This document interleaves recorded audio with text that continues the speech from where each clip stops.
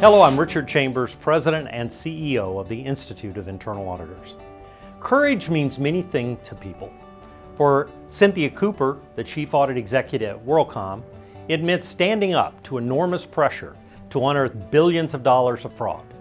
Her story is well known and she is highly praised, even though she put her livelihood on the line to bring wrongdoing to light.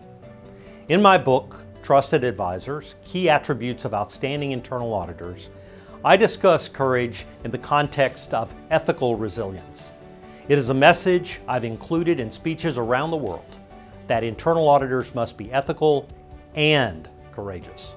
But courage doesn't just blossom because there's an expectation for it.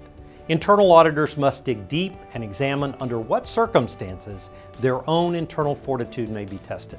A few years ago, Psychology Today examined the key attributes of courage. Its findings have practical application to circumstances many internal auditors will face in their careers. The first key attribute cited by the magazine deals with overcoming fear. Many have written that courage isn't the absence of fear, but the ability to act in the face of fear.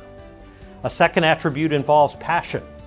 For internal auditors, passion for our profession should drive us to do what's right, even in extraordinary circumstances. Number 3 is persevering in the face of adversity.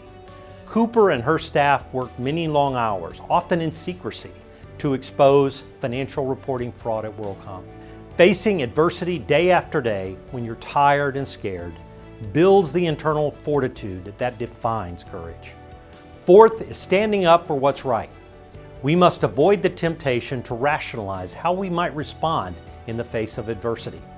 Social activist Maggie Kuhn eloquently articulated this attribute when she said, "Speak your mind even if your voice shakes." Number 5 is to expand your horizons. We must be willing to step out of our comfort zone. Or as Lord Chesterfield put it, man cannot discover new oceans unless he has the courage to lose sight of the shore. And number 6, we must face suffering with dignity or faith. Courage can involve suffering. The lesson here is that by turning to what gives us strength, we can get through the most trying times. I've written many times that great internal auditors do not fear difficult or uncomfortable topics. They courageously sail toward the storm, especially when risks are not being managed and controls are not well designed and implemented.